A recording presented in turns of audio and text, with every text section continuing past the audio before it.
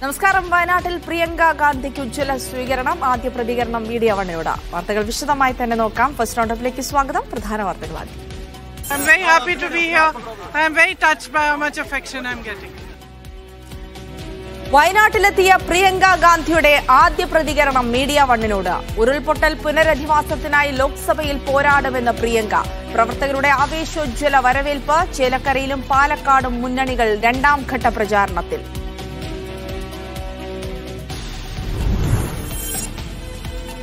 കുതിരക്കച്ചവട ആരോപണത്തിൽ ജുഡീഷ്യൽ അന്വേഷണത്തിന് സർക്കാരിനെ വെല്ലുവിളിച്ച് തോമസ് കെ തോമസ്. മുഖ്യമന്ത്രിക്ക് കത്ത് നൽകും. മുഖ്യമന്ത്രിക്ക് ഔദ്യോഗികമായിട്ട് ലെറ്റർ കൊടുക്കണം. അതിനെ കൊടുക്കുമെന്ന് ഞാൻ പറഞ്ഞല്ലോ. ഞാൻ എൻ്റെ ഫോൺ ആദ്യം പരിശോധിക്കാൻ പറഞ്ഞായിരുന്നു. അപ്പം ആന്റണി രാജുവിൻ്റെ പരിശോധിക്കണമല്ലോ. അന്വേഷണം വേണ്ടെന്ന് സർക്കാർ തലത്തിൽ ധാരണ. ഇടിയെത്തുമോ എന്ന ആശങ്ക.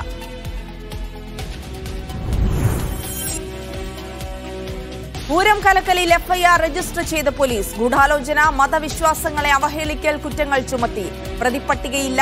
ദേവസ്വങ്ങളുടെ മൊഴിയെടുക്കും. പൂരം കലങ്ങിയില്ലെന്ന മുഖ്യമന്ത്രിയുടെ വാക്കുകൾ ആയുധമാക്കി പ്രതിപക്ഷം.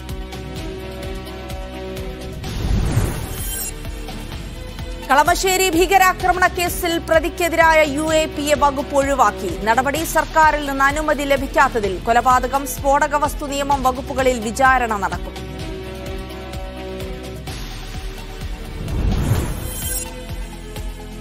തേങ്കുറിശ്ശി ദുരഭിമാനക്കൊലയിൽ 2 പ്രതികൾക്ക് ജീവപര്യന്തം. 50,000 രൂപ പിഴ. പ്രതികൾ കൊല്ലപ്പെട്ട അനീഷിന്റെ ഭാര്യ, പിതാവും ഭാര്യയുടെ അമ്മാവനും.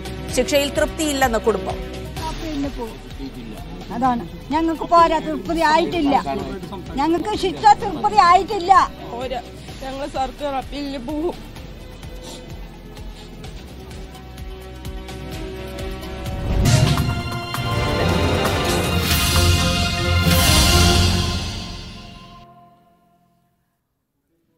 വയനാട്ടിൽ തെരഞ്ഞെടുപ്പ് പ്രചാരണത്തിന് തുടക്കം കുറിച്ച് പ്രിയങ്ക ഗാന്ധി. ഉരുൾപൊട്ടൽ പുനരധിവാസത്തിനുള്ള കേന്ദ്ര സഹായം ലഭ്യമാക്കാൻ പാർലമെന്റിൽ പോരാടുമെന്ന് പ്രിയങ്ക പറഞ്ഞു. മനുഷ്യ വന്യമൃഗ സംഘർഷം, കുടിവെള്ള പ്രശ്നം തുടങ്ങി വയനാട്ടിലെ ജനങ്ങളുടെ വിഷയങ്ങൾക്ക് പരിഹാരം കാണും. ഭൂരിപക്ഷം എത്ര എന്നല്ല, വയനാടിനെ സേവിക്കാൻ അവസരം കിട്ടിയതാണ് തനിക്ക് സന്തോഷം നൽകുന്നതെന്നും പ്രിയങ്ക ഗാന്ധി MediaOneനോട് പറഞ്ഞു. വയനാട്ടിലെത്തിയ പ്രിയങ്ക ആദ്യ പ്രതികരണം നടത്തിയത് MediaOneനോടാണ്. How you feel? Very happy to be here. Yes, I'm very happy to be here. I am very touched by how much affection I'm getting. What's your expectation, madam? My expectation is to be able to serve the people of Wayanad. Madam, so many people waiting yes. in this roadside and loving you. How do you feel? I said I really feel honored and privileged that they receive me in this way, and they're so affectionate and loving towards me. I hope that I can serve everybody here in Wayanad and make them even happier. What's your expectation, your lead? Sorry? What's your expectation? My expectation is simply that I should get the opportunity to serve the people of Wayanad. That is my expectation. This lead and all is all about egos. I'm not interested. I'm not. You not bothered about lead? No, I'm not bothered. I'm actually not bothered. I'm only bothered about getting the chance to serve people. And if they give me that chance, it'll be a great honor for me. Yes, Muhammad Shamseer വിവരങ്ങൾ നൽകാനായി ചേരും. ഷംസീർ, 2 ദിനത്തെ സന്ദർശനത്തിനെത്തിയതാണ് പ്രിയങ്ക ഗാന്ധി. വലിയ സ്നേഹോജ്വലമായൊരു വരവേൽപ്പ് കൂടി നമ്മൾ കണ്ടു. പ്രത്യേകിച്ച് വയനാടിന്റെ സ്നേഹത്തിനൊക്കെ നന്ദി രേഖപ്പെടുത്തിക്കൊണ്ടാണ് ആദ്യ പ്രതികരണം MediaOneനോട് നടത്തിയതും. എന്തൊക്കെ കാര്യങ്ങൾ പറഞ്ഞു പ്രിയങ്ക? ജിൽസി, ഏറ്റവും ആദ്യം പറയേണ്ടത് വയനാട്ടിൽ UDF സ്ഥാനാർത്ഥിയായതിനു ശേഷം ആദ്യമായി ഒരു ദൃശ്യമാധ്യമത്തോട് പ്രിയങ്ക ഗാന്ധി പ്രതികരിക്കുന്നതാണ് നമ്മൾ കണ്ടത്. ആ പ്രതികരണം MediaOneനാണ് കിട്ടിയത്. വയനാടിന്റെ സ്നേഹത്തിന് നന്ദി എന്ന് പറഞ്ഞാണ് എന്ന് പറഞ്ഞാണ് MediaOneനോടുള്ള സംസാരം പ്രിയങ്ക ഗാന്ധി തുടങ്ങുന്നത്. കാരണം അത്രമേൽ വലിയ സ്വീകരണമായിരുന്നു പ്രിയങ്ക ഗാന്ധി ഹെലികോപ്റ്റർ ഇറങ്ങി മീനങ്ങാടിയിലേക്കുള്ള യാത്രയിൽ ഉടനീളം ലഭിച്ചുകൊണ്ടിരുന്നത്. ഈ യാത്രക്കിടെയാണ് MediaOneനോട് പ്രിയങ്ക ഗാന്ധി പ്രതികരിച്ചത്. ഈ ഭൂരിപക്ഷത്തെ കുറിച്ചുള്ള ചോദ്യത്തോട് ഭൂരിപക്ഷത്തെ കുറിച്ച് താൻ ചിന്തിക്കുന്നില്ല, അത് തന്നെ സംബന്ധിച്ചിടത്തോളം ഒരു കൺസേൺ അല്ല, താൻ അതിൽ ബോധമല്ല എന്നാണ് പ്രിയങ്ക ഗാന്ധി വ്യക്തമാക്കുന്നത്. മാത്രമല്ല വയനാട്ടുകാരെ സേവിക്കാൻ കഴിയുക എന്നുള്ളതാണ് ഏറ്റവും പ്രധാനമായി താൻ കാണുന്നത് എന്ന് പ്രിയങ്ക ഗാന്ധി വ്യക്തമാക്കുകയാണ്. അതിന് പിന്നാലെ പലയിടങ്ങളിൽ പ്രിയങ്ക ഗാന്ധി വാഹനം നിർത്തുകയുണ്ടായി. അതിനിടയിലും നമ്മൾ പ്രതികരണം തേടി. ഈ സമയത്താണ് കൂടുതൽ കാര്യങ്ങൾ പ്രിയങ്ക ഗാന്ധി സംസാരിച്ചത്. വയനാടുമായി ബന്ധപ്പെട്ട പ്രശ്നങ്ങൾ പാർലമെന്റിൽ ഉന്നയിക്കാൻ ശ്രമിക്കുമെന്നുള്ള കാര്യം കൂടി പ്രിയങ്ക ഗാന്ധി പറയുകയുണ്ടായി. വന്യമൃഗശല്യം, ഒപ്പം തന്നെ വലിയൊരു ദുരന്തത്തെ നേരിട്ട ജനതയാണ് വയനാട്. അവിടെ ദുരിതാശ്വാസ കാര്യങ്ങളിൽ ഉൾപ്പെടെയുള്ള വിഷയങ്ങൾ പാർലമെന്റിൽ താൻ തെരഞ്ഞെടുക്കപ്പെട്ടാൽ ഉന്നയിക്കും എന്നുകൂടി പ്രിയങ്ക ഗാന്ധി വ്യക്തമാക്കുകയുണ്ടായി. ഈ മീനങ്ങാടിയിലാണ് ആദ്യത്തെ പരിപാടി നിശ്ചയിച്ചിരിക്കുന്നത്. അത് 11:30 നിശ്ചയിച്ച പരിപാടിയായിരുന്നു. ഇപ്പോഴും പ്രിയങ്ക ഗാന്ധി അവിടെ എത്തിയിട്ടില്ല. താളൂരിലെ ആർട്സ് ആൻഡ് സയൻസ് കോളേജ് ഗ്രൗണ്ടിലാണ് അവർ ഹെലികോപ്റ്റർ ഇറങ്ങിയത്. നീലഗിരി ജില്ലയിലെ ഒരു കോളേജാണ്. അവിടെ ഹെലികോപ്റ്റർ ഇറങ്ങിയ കോളേജിലെ വിദ്യാർത്ഥികൾക്കിടയിലേക്കാണ് ആദ്യമായി പ്രിയങ്ക ഗാന്ധി എത്തിയത്. വിദ്യാർത്ഥികളോട് സംസാരിക്കുന്നു, അവരെ അഭിവാദ്യം ചെയ്യുന്നു. അതിനുശേഷം തൊട്ട് പുറത്ത് പൂക്കളുമായി കാത്തിരുന്ന 2 കുട്ടികൾക്കടുത്ത് വാഹനം നിർത്തുകയും അവരിൽ നിന്ന് പൂക്കൾ വാങ്ങുകയും മറ്റു പൂ തിരിച്ചു കൊടുക്കുകയും ചെയ്യുന്നു. അതിന് പിന്നാലെയാണ് വിവിധ ഇടങ്ങളിൽ വാഹനം നിർത്തിയത്. അതിൽ ഭിന്നശേഷിക്കാരായ വിദ്യാർത്ഥികൾ പ്രിയങ്കയെ കാത്തു നിന്നിരുന്നു. അവിടെ വാഹനം നിർത്തി അവരോട് സംസാരിച്ചു. അവരുടെ സ്നേഹത്തെക്കുറിച്ച്, അവരുടെ സ്നേഹത്തെക്കുറിച്ച് അവരോട് തന്നെ സംസാരിക്കുന്നത് നമ്മൾ കണ്ടു. ഒരു വോട്ട് തേടൽ രീതി എന്നുള്ള നിലയ്ക്കല്ല, പ്രിയപ്പെട്ട വോട്ടർമാരോട് ഏറ്റവും സ്നേഹത്തോടു കൂടിയുള്ള സംസാരമായിരുന്നു പ്രിയങ്ക ഗാന്ധി നിർത്തിയ ഇടങ്ങളിലെല്ലാം തന്നെ നടത്തിയത്. അതിനുശേഷം തൊഴിലുറപ്പ് തൊഴിലാളികൾക്കിടയിലേക്കും അവർ എത്തുകയുണ്ടായി. അതിൽ തേയിലത്തോട്ടങ്ങളിലെ തൊഴിലാളികൾ ഉൾപ്പെടെ ഉണ്ടായിരുന്നു. അവർക്കിടയിലേക്കും പ്രിയങ്ക ഗാന്ധി എത്തുകയും അവരോട് സംസാരിക്കുകയും ചെയ്തു. ഈ സ്ത്രീകളും പ്രിയങ്ക ഗാന്ധിക്ക് പൂക്കൾ അർപ്പിക്കുകയുണ്ടായി. ഇതിനുശേഷം അമ്പലവയലിലെ കോൺഗ്രസിന്റെ UDFന്റെ തെരഞ്ഞെടുപ്പ് കമ്മിറ്റി ഓഫീസിലേക്കും പ്രിയങ്ക ഗാന്ധി എത്തി. വലിയ സ്വീകരണമാണ് വഴിയിലുടനീളം പ്രിയങ്ക ഗാന്ധിക്ക് ലഭിച്ചുകൊണ്ടിരിക്കുന്നത്. ഇനി സുൽത്താൻ ബത്തേരി നിയോജക മണ്ഡലത്തിലെ പരിപാടിയാണ് ആദ്യമുള്ളത്. അത് മീനങ്ങാടിയിലാണ്. അവിടേക്കാണ് ഇപ്പോൾ പ്രിയങ്ക ഗാന്ധി പോയിക്കൊണ്ടിരിക്കുന്നത്. 1/2 മണിക്കൂറിൽ താഴെ സാധാരണഗതിയിൽ സുരക്ഷാ കമ്പനിയോട് കൂടി പ്രിയങ്ക ഗാന്ധിക്ക് എത്താവുന്ന ദൂരമാണ് ഇപ്പോഴും താണ്ടി എത്താത്തത് എന്നുള്ളത് കൂടി പ്രത്യേകമായി പറയണം. കാരണം വഴിയരികിൽ കാത്തിരുന്നവരെല്ലാം സ്വീകരിച്ച് അവർക്കിടയിലേക്ക് ഇറങ്ങി അവരോട് സംസാരിച്ചുകൊണ്ടാണ് അവർ പോകുന്നതിനിടയിലും ഏറ്റവും പ്രധാനമായി നമ്മൾ പങ്കുവെക്കുന്നത് പ്രിയങ്ക ഗാന്ധിയുടെ പ്രതികരണം തന്നെയാണ്. സ്ഥാനാർത്ഥിയായ ശേഷം ഒരു ദൃശ്യമാധ്യമത്തോട് അല്ല, ഒരു മാധ്യമത്തോട് തന്നെ ആദ്യമായി പ്രിയങ്ക ഗാന്ധി സംസാരിക്കുന്നു എന്ന പ്രത്യേകത കൂടി ഇന്നത്തെ MediaOneനോടുള്ള പ്രതികരണത്തിനോട് ഏറ്റവും ആദ്യം അവർ പറയുന്നത് വയനാട്ടുകാർ തന്ന സ്നേഹത്തെക്കുറിച്ച് തന്നെയാണ്. വയനാട്ടുകാർ ലവിംഗ് പീപ്പിൾ ആണ് എന്നാണ് അവർ MediaOneനോട് പ്രതികരിച്ചത്. വയനാട്ടിൽ ജനങ്ങളെ സേവിക്കാൻ അവസരം ലഭിക്കുമെന്നാണ് പ്രതീക്ഷ എന്ന് കൂടി അവർ പറയുമ്പോൾ ആ അവസരത്തെക്കുറിച്ച് ചോദിക്കുമ്പോൾ അതിലെ ലീഡിനെ കുറിച്ച്, ഭൂരിപക്ഷത്തെ കുറിച്ച് പ്രിയങ്ക ഗാന്ധി സ്ഥാനാർത്ഥിയായി പ്രിയങ്ക ഗാന്ധി അതിൽ കൺസേൺ അല്ല, ബോധരല്ല, അവർ അതിനെക്കുറിച്ച് പരിഗണിക്കുന്നില്ല എന്ന് അവർ പറയുന്നു.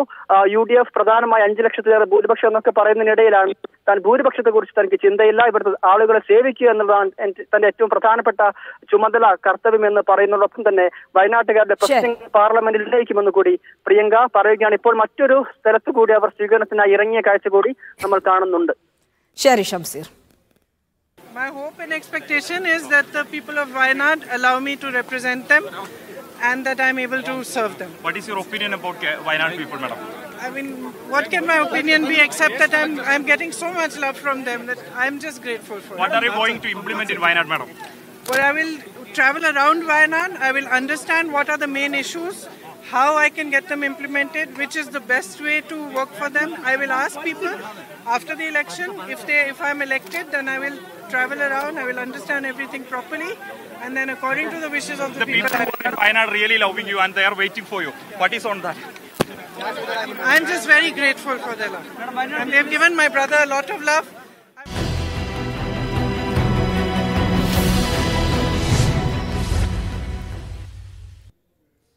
കുട്ടനാട് MLA തോമസ് കെ തോമസിനെതിരെ ഉയർന്ന കുതിരക്കച്ചവട ആരോപണത്തിൽ സർക്കാർ അന്വേഷണം ഉടനുണ്ടാകില്ല. അന്വേഷണം പ്രഖ്യാപിച്ചാൽ ED വരുമോ എന്ന ആശങ്ക സർക്കാരിലുണ്ട്. ജുഡീഷ്യൽ അന്വേഷണം ആവശ്യപ്പെട്ട് മുഖ്യമന്ത്രിക്ക് കത്ത് നൽകുമെന്നും താൻ നുണ പരിശോധനയ്ക്ക് തയ്യാറാണെന്നും തോമസ് കെ തോമസ് പറഞ്ഞു. NCP അജിത് പവാർ പക്ഷത്തേക്ക് എത്തിയാൽ 50 കോടി രൂപ വീതം നൽകാമെന്ന് തോമസ് കെ തോമസ് പറഞ്ഞുവെന്നായിരുന്നു ആന്റണി രാജു മുഖ്യമന്ത്രിയെ അറിയിച്ചത്. കോവൂർ കുഞ്ഞുമോനും ഇതേ വാഗ്ദാനമുണ്ടായെന്നും ആന്റണി രാജു മുഖ്യമന്ത്രിയോട് പറഞ്ഞിരുന്നു. എന്നാൽ മുഖ്യമന്ത്രിക്ക് മുന്നിൽ കോവൂർ കുഞ്ഞുമോൻ ഇത് നിഷേധിച്ചു. ഇതിന് പിന്നാലെയാണ് NCP ദേശീയ നേതൃത്വം ആവശ്യപ്പെട്ടിട്ടും തോമസ് കെ തോമസിനെ മന്ത്രിയാക്കാൻ മുഖ്യമന്ത്രി സമ്മതിക്കാതിരുന്നത്. സംഭവം വലിയ വിവാദമായിട്ടും അന്വേഷണം നടത്താൻ സംസ്ഥാന സർക്കാർ ഇതുവരെ തയ്യാറായിട്ടില്ല. പൊതുപ്രവർത്തകനെതിരെ ഉയർന്ന അഴിമതി ആരോപണമായതുകൊണ്ട് വേണമെങ്കിൽ വിജിലൻസിന് സ്വമേധയാ അന്വേഷണം നടത്താം. എന്നാൽ നിലവിൽ സർക്കാർ അന്വേഷണം നടത്തിയാൽ സാമ്പത്തിക കുറ്റകൃത്യമായതുകൊണ്ട് കേന്ദ്ര ഏജൻസിയായ ED വീണ്ടും കേരളത്തിലേക്ക് എത്തുമോ എന്ന ആശങ്ക സംസ്ഥാന സർക്കാരിനും CPM-നുമുണ്ട്. അതുകൊണ്ട് ഉടനെ ഇക്കാര്യത്തിൽ അന്വേഷണം ഉണ്ടാകില്ല. ഉപതെരഞ്ഞെടുപ്പുകൾ കഴിഞ്ഞ ശേഷം വിശദമായ പരിശോധന നടത്തി കൂടുതൽ തീരുമാനങ്ങളിലേക്ക് പോകാമെന്ന നിലപാടിലാണ് സർക്കാർ. അതിനിടെ അന്വേഷണം ആവശ്യപ്പെട്ട് മുഖ്യമന്ത്രിക്ക് ഉടൻ പരാതി നൽകുമെന്ന് തോമസ് കെ തോമസ് പറഞ്ഞു. തന്റെയും ആന്റണി രാജുവിന്റെയും ഫോൺ പരിശോധിക്കണമെന്നും തോമസ് കെ തോമസ് ആവശ്യപ്പെട്ടു. ഇനി മുഖ്യമന്ത്രിക്ക് ഔദ്യോഗികമായിട്ട് ലെറ്റർ കൊടുക്കണം. അല്ല, കൊടുക്കുമെന്ന് ഞാൻ പറഞ്ഞല്ലോ. ഞാൻ എന്റെ ഫോൺ ആദ്യം പരിശോധിക്കാൻ പറഞ്ഞായിരുന്നു. അപ്പൊ ആന്റണി രാജുവിന്റെ പരിശോധിക്കണമല്ലോ. ഉയർന്നു വന്ന ആരോപണത്തിന്റെ പേരിൽ മാത്രം തോമസ് കെ തോമസിന് മന്ത്രിസ്ഥാനം നൽകാതിരുന്നാൽ AK ശശീന്ദ്രനെ മന്ത്രിസഭയിൽ നിന്ന് പിൻവലിക്കുന്നതടക്കമുള്ള തീരുമാനങ്ങൾ എടുക്കാൻ PC ചാക്കോ വിഭാഗം ആലോചിക്കുന്നുണ്ട്. പക്ഷേ AK ശശീന്ദ്രൻ വഴങ്ങാൻ സാധ്യതയില്ല. അങ്ങനെയെങ്കിൽ NCP രണ്ടായി പിളരും. MediaOne തിരുവനന്തപുരം.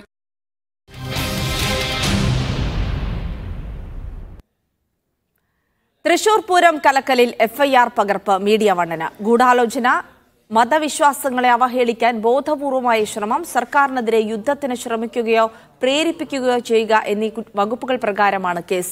പ്രത്യേക അന്വേഷണ സംഘത്തിന്റെ നിർദ്ദേശപ്രകാരം തൃശൂർ ഈസ്റ്റ് പോലീസാണ് കേസ് രജിസ്റ്റർ ചെയ്തത്. പൂരം കലക്കലിൽ മുൻപും അന്വേഷണം നടന്നിട്ടുണ്ടെങ്കിലും കേസ് രജിസ്റ്റർ ചെയ്യുന്നത് ഇതാദ്യമായാണ്. പ്രത്യേക അന്വേഷണ സംഘത്തിലെ ഉദ്യോഗസ്ഥനായ മലപ്പുറം സൈബർ ക്രൈം ഇൻസ്പെക്ടറായ ചിത്തരഞ്ജൻ ICയെ പരാതിക്കാരനാക്കിയാണ് കേസ് രജിസ്റ്റർ ചെയ്തിട്ടുള്ളത്. ഗൂഢാലോചന, മനഃപൂർവ്വം കലാപമുണ്ടാക്കാനുള്ള ശ്രമം തുടങ്ങി 3 വകുപ്പുകൾ ചേർത്താണ് കേസ് രജിസ്റ്റർ ചെയ്തിട്ടുള്ളത്. FIR രജിസ്റ്റർ ചെയ്തതിനോട് ദേവസ്വം ബോർഡുകൾക്ക് വിയോജിപ്പുണ്ടെങ്കിലും അന്വേഷണത്തോട് സഹകരിക്കാനാണ് തീരുമാനം. ഏത് അന്വേഷണം നേരിടാൻ ഞങ്ങൾ തയ്യാറാണ്. എന്തുകൊണ്ടെന്നാൽ അന്നത്തെ ജില്ലാ ഭരണകൂടവും മന്ത്രിമാരായ റവന്യൂ മിനിസ്റ്റർക്ക് അന്ന് ഞങ്ങളുടെ ഒപ്പം ഉണ്ടായിരുന്ന ആൾക്കാരാണ്. ഇവർക്കൊക്കെ വ്യക്തമായിട്ട് അറിയാം, ഞങ്ങളുടെ ഭാഗത്തുനിന്ന് യാതൊരു തടസ്സം ഉണ്ടായിട്ടില്ല. അന്വേഷണങ്ങളെല്ലാം നടക്കട്ടെ. അതിന്റെ പ്രാരംഭ നടപടി എന്നുള്ള ലെവലിലാണ് FIR എന്ന് തോന്നുന്നു. FIR അതിന്റെ നടപടികളെല്ലാം അതിനെ സ്വാഗതം ചെയ്യുന്നു. പ്രത്യേക അന്വേഷണ സംഘത്തലവൻ ADGP H വെങ്കടേഷിന്റെ നിർദ്ദേശപ്രകാരമാണ് പോലീസ് കേസ് രജിസ്റ്റർ ചെയ്തിട്ടുള്ളത്. ഈസ്റ്റ് പോലീസ് FIR കൈമാറിയതോടെ അന്വേഷണം SIT തന്നെ ഏറ്റെടുത്തു. MediaOne തൃശൂർ. തൃശൂർ പൂരം കലങ്ങിയിട്ടില്ലെന്ന മുഖ്യമന്ത്രിയുടെ വാക്കുകൾ രാഷ്ട്രീയായുധമാക്കി പ്രതിപക്ഷം. അന്വേഷണം അട്ടിമറിക്കാനാണ് മുഖ്യമന്ത്രി പ്രസ്താവന നടത്തിയതെന്നാണ് പ്രതിപക്ഷത്തിന്റെ പ്രചാരണം. ജുഡീഷ്യൽ അന്വേഷണ ആവശ്യത്തിൽ ഉറച്ചു നിൽക്കുകയാണ് പ്രതിപക്ഷ നേതാക്കൾ. പൂരം കലക്കിയതിന് പിന്നിൽ RSS ഗൂഢാലോചനയുണ്ടെന്ന് CPM സംസ്ഥാന സെക്രട്ടറി MV ഗോവിന്ദൻ ആവർത്തിച്ചു. പൂരം നടക്കേണ്ട രീതിയിൽ നടന്നില്ലെന്ന് CPI-യും ആവർത്തിച്ചു. നിർണായക ഉപതെരഞ്ഞെടുപ്പ് പ്രചാരണ വേദിയിൽ പ്രതിപക്ഷത്തിന് കിട്ടിയ ആയുധമായിരുന്നു മുഖ്യമന്ത്രിയുടെ വാക്കുകൾ. ഇതിനെ പരമാവധി രാഷ്ട്രീയമായി ഉപയോഗിക്കാനാണ് പ്രതിപക്ഷത്തിന്റെ തീരുമാനം. നിലവിൽ നടക്കുന്ന ത്രിതലതല അന്വേഷണം അട്ടിമറിക്കാനാണ് പൂരം കലങ്ങിയിട്ടില്ല എന്ന് മുഖ്യമന്ത്രി പറഞ്ഞതെന്ന് മുൻ പ്രതിപക്ഷ നേതാവ് രമേശ് ചെന്നിത്തല. 3 അന്വേഷണം 3 തലത്തിൽ നടത്താൻ തീരുമാനിച്ച ശേഷം പൂരം കലങ്ങിയിട്ടില്ല എന്ന് മുഖ്യമന്ത്രി പറയുന്നത് ആ അന്വേഷണത്തെ സ്വാധീനിക്കാൻ വേണ്ടിയിട്ടാണ്. ജുഡീഷ്യൽ അന്വേഷണത്തെ മുഖ്യമന്ത്രി ഭയപ്പെടുന്നത് എന്തിനെന്ന് K മുരളീധരൻ ചോദിച്ചു. ഈ പൂരം മുടങ്ങിയതിനെക്കുറിച്ച് ഒരു ജുഡീഷ്യൽ അന്വേഷണം നടത്തണം. എന്തിനാണ് മുഖ്യമന്ത്രി ജുഡീഷ്യൽ അന്വേഷണത്തിന് ഭയപ്പെടുന്നത്? സ്വന്തം മുന്നണിയിലെ ഘടകകക്ഷിയെ പോലും അദ്ദേഹത്തിന് ബോധ്യപ്പെടുത്താൻ കഴിഞ്ഞിട്ടില്ല. ചേലക്കര തെരഞ്ഞെടുപ്പ് നേരിടുന്ന ഘട്ടത്തിൽ പരാമർശം BJP-യുമായുള്ള ഡീലിന്റെ ഭാഗമാണെന്ന് UDF കൺവീനർ MM ഹസൻ ആരോപിച്ചു. BJP-യും CPM-ഉം തമ്മിലുണ്ടായിട്ടുള്ള ഒരു ഡീലിന്റെ ഭാഗമാണ്. അതാണല്ലോ ഈ ADGP RSS നേതാക്കളെ കണ്ടതും ഞങ്ങൾ ആ തെരഞ്ഞെടുപ്പ് കാലത്ത് നിരന്തരം പറഞ്ഞുകൊണ്ടിരുന്ന ഒരു കാര്യമാണ്. പൂരം കലക്കലിൽ ഗൂഢാലോചന ഉണ്ടെന്ന് ആവർത്തിക്കുകയായിരുന്നു CPM സംസ്ഥാന സെക്രട്ടറി MV ഗോവിന്ദൻ. പൂരം വേണ്ട രീതിയിൽ നടന്നിട്ടില്ലെന്ന് CPI സംസ്ഥാന സെക്രട്ടറി ആവർത്തിച്ചു. ആ പൂരത്തിന് നടക്കേണ്ട രീതിക്ക് നടക്കാൻ സമ്മതിക്കാതെ രാഷ്ട്രീയമായ നേട്ടമുണ്ടാക്കാൻ ശ്രമിച്ചവർക്കാണ് അതിന്റെ നേട്ടമുണ്ടായത്. വരും ദിവസങ്ങളിൽ മുഖ്യമന്ത്രിയുടെ വാക്കുകൾ ആയുധമാക്കി കൂടുതൽ പ്രചരണം സംഘടിപ്പിക്കാനാണ് UDF-ന്റെ തീരുമാനം. MediaOne തിരുവനന്തപുരം.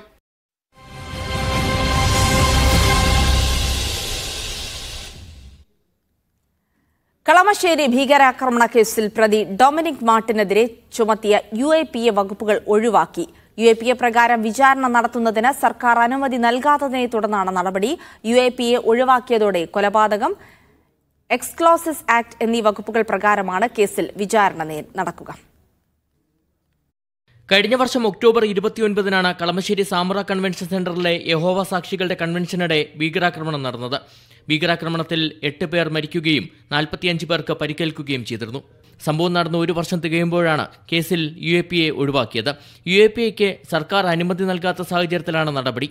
കഴിഞ്ഞ മാസമാണ് ഇത് സംബന്ധിച്ച് കൊച്ചി DCPയുടെ നേതൃത്വത്തിലുള്ള അന്വേഷണ സംഘം കോടതിയിൽ റിപ്പോർട്ട് നൽകിയത്. സർക്കാർ അനുമതി നിഷേധിച്ചതിന് പിന്നിലെ കാരണം അറിയില്ലെന്നാണ് അന്വേഷണ സംഘം പറയുന്നത്. UAPA ഒഴിവാക്കിയതോടെ കൊലപാതകം, സ്ഫോടക വസ്തു നിയമം എന്നിവ പ്രകാരമുള്ള വിചാരണയാണ് ഇനി നടക്കുക. പ്രതി ഡൊമിനിക് മാർട്ടിന്റേത് തീവ്രവാദ പ്രവർത്തനമാണെന്ന് ചൂണ്ടിക്കാട്ടിയായിരുന്നു കളമശ്ശേരി പോലീസ് UAPA ചുമത്തിയിരുന്നത്. കേസിൽ ഒരു പ്രതി മാത്രമാണുള്ളതെന്ന് വ്യക്തമാക്കി കഴിഞ്ഞ ഏപ്രിലിലാണ് അന്വേഷണ സംഘം എറണാകുളം പ്രിൻസിപ്പൽ സെഷൻസ് കോടതിയിൽ കുറ്റപത്രം സമർപ്പിച്ചത്. നേരത്തെ അലൻ ഷുഹൈബ്, താഹ എന്നിവർ പ്രതികളായ പന്തീരങ്കാവ് കേസിൽ ഇടത് സർക്കാർ UAPA ചുമത്തിയത് ഏറെ വിവാദമായിരുന്നു. MediaOne കൊച്ചി.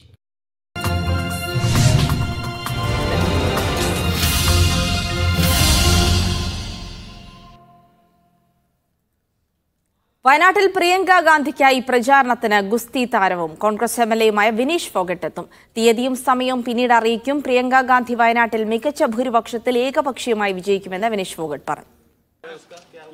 देखिए, उम्मीद तो पूरे देशवासियों को, सिर्फ हमें नहीं है. प्रियंका जी बहुत ज़्यादा एक तरफा वो चुनाव को निकालेंगे और हम उनके साथ में खड़े हैं. तो प्रियंका जी जैसी लीडर अगर चुन के आएंगी संसद में तो आप देखना ये जो 50% जो आबादी है उसकी ताकत कितनी बढ़ने वाली है.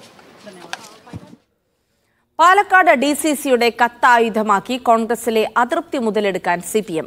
കോൺഗ്രസിലെ എടുക്കാക്കാശല്ല താനെന്ന് തെളിയിക്കാൻ K മുരളീധരൻ LDFനൊപ്പം നിൽക്കണമെന്ന് AK ബാലൻ ആവശ്യപ്പെട്ടു. നോമിനി രാഷ്ട്രീയം ഗുണം ചെയ്യില്ലെന്ന് പറഞ്ഞ K മുരളീധരൻ പാർട്ടിയിലെ തന്റെ അതൃപ്തിയും പ്രകടമാക്കി. K മുരളീധരനെ സ്ഥാനാർത്ഥിയാക്കണമെന്ന് ആവശ്യപ്പെട്ട് പാലക്കാട് DCC അയച്ച കത്ത് പുറത്തുവന്നത് കോൺഗ്രസിന് വലിയ തലവേദനയാണ് സൃഷ്ടിച്ചത്. ഇതിന് പിന്നാലെ K മുരളീധരൻ പാർട്ടി നേതാക്കൾക്കെതിരെ അതൃപ്തിയും പരോക്ഷമായി പ്രകടമാക്കി. അതല്ല, ഞാൻ പറഞ്ഞത് പാലക്കാട് ഇലക്ഷൻ 13-ാം തീയതി അല്ലേ ഉള്ളൂ. ഇന്നിപ്പോൾ ഡേറ്റ് എത്രയാ? അവിടെ പറഞ്ഞാൽ KC വേണു, അവർ പോയിട്ടില്ല. ഇന്നിപ്പോൾ ശശി തരൂർ ഇന്നോ നാളെ മറ്റോ പോകുന്നുണ്ട്. ബാക്കി ആരെയും പ്രോഗ്രാം ഇട്ടിട്ടില്ല.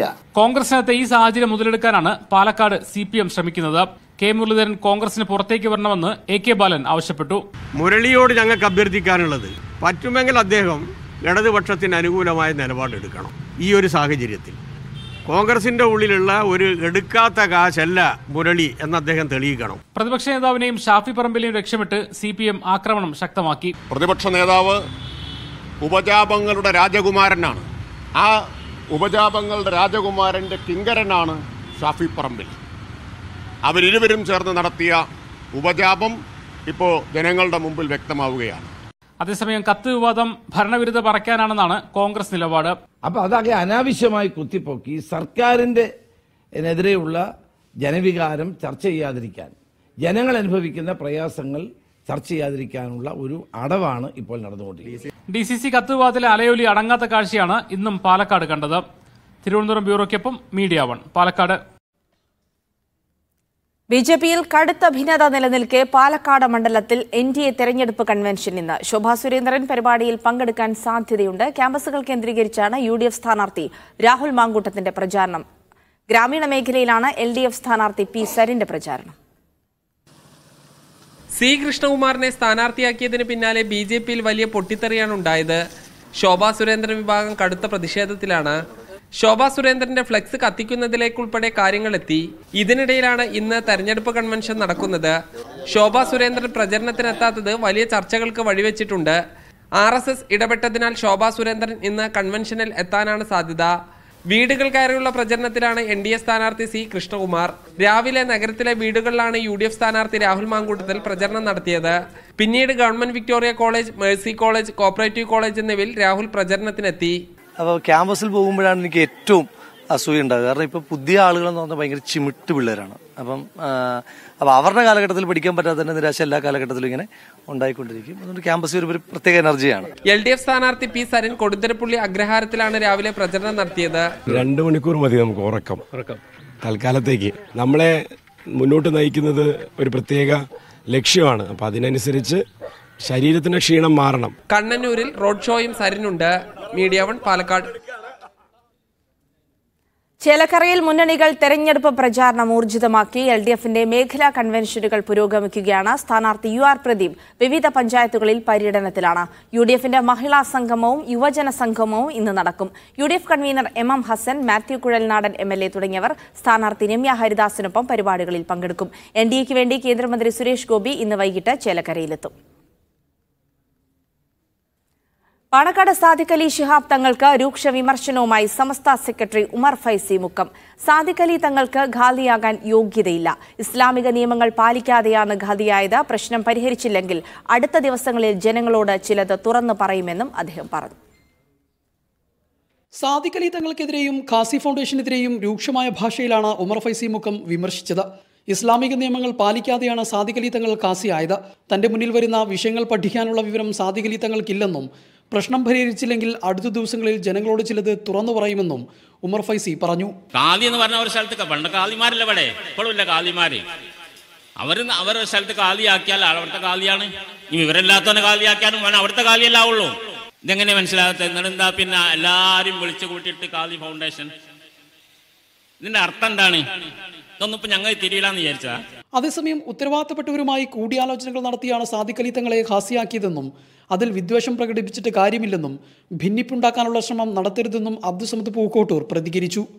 സാദിഖ് അലി ശിഹാബ് തങ്ങൾ എവിടെയെങ്കിലും ഖാദിയായിട്ടുണ്ടെങ്കിൽ എന്റെ അറിവിൽപ്പെട്ടിടത്തോളം അതാത് മഹലിലെ ഉത്തരവാദപ്പെട്ട അതിന്റെ ഭാരവാഹികൾ, ഗ്രന്ഥഭാഷയിൽ പറഞ്ഞാൽ അഹ്ലുൽ ഹല്ലി വൽ അഖ്ദ് എന്ന് പറയും, അവർ കൂടി ആലോചിച്ച് തീരുമാനിച്ചാണ് അദ്ദേഹത്തെ ആ പ്രദേശങ്ങളിലൊക്കെ ഖാദിയാക്കിയിട്ടുള്ളത്.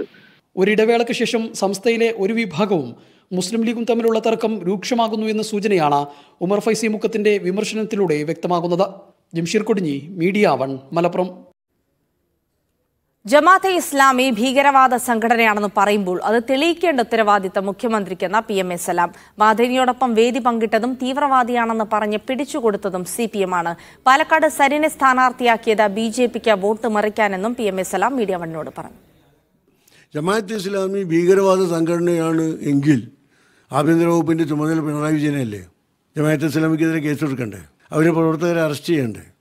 എന്ത് ഭീകരവാദമാണ് ജമാഅത്തെ ഇസ്ലാമി കേരളത്തിൽ നടത്തിയത് എന്ന് ജനങ്ങൾ ഭീകരവാദ സംഘടനയാണ് എന്ന് പറയുമ്പോൾ അത് തെളിയിക്കേണ്ടുന്ന ഉത്തരവാദിത്വം ബഹുമാനപ്പെട്ട ആഭ്യന്തര വകുപ്പിൻ്റെ ചുമതലയുള്ള മുഖ്യമന്ത്രിക്കാണ്.